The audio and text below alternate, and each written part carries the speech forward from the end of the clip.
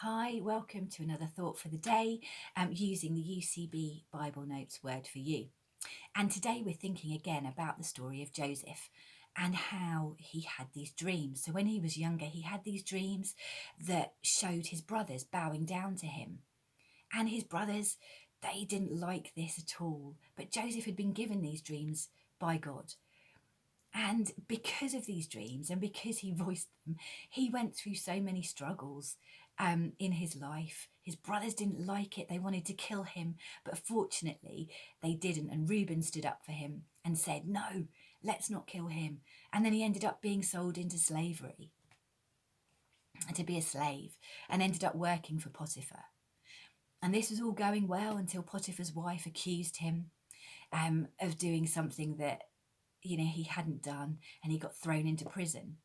And while there, God was with him, and he was given these opportunities to he was given opportunity to look after the other prisoners and to be kind of have a leadership role there too, because God was with him and gave him great favor. And it's just amazing, isn't it, that in those tricky times that God made that good for Joseph and it worked for him. And then he interpreted dreams. So he was in that place. God had put him in that place so that he could interpret dreams for the cupbearer and the chief baker, who worked for Pharaoh. They'd obviously done something wrong to be in prison. But when they came out, Joseph said to them, when you come out, just remember me, that I've helped you out.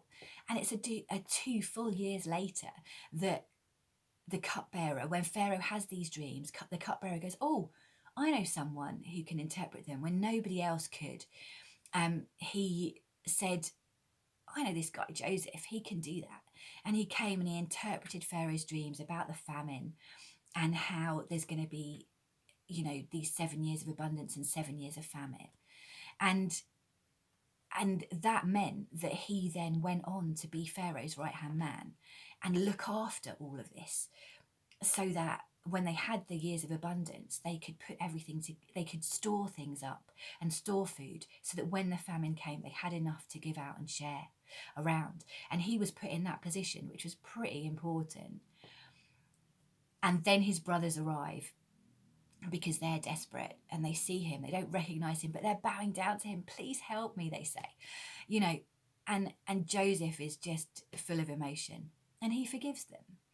And he ends up helping them and supporting them in the end. But God had this amazing plan for Joseph, but he wouldn't have got there without those struggles and without those difficulties. And being in prison meant that he could help the cupbearer and the baker with their dreams, which then meant that he could help Pharaoh and get to where he wanted to be.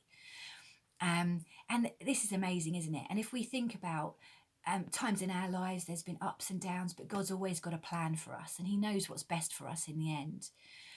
And so your challenge for this week is to think about what dreams you have and think about the ways that you can get to fulfill those dreams, and trust in God that he has given you these dreams. He's put them in your heart and that they will be fulfilled, whether it's now or whether it's a long way down the line and we have to go through lots of other things in between.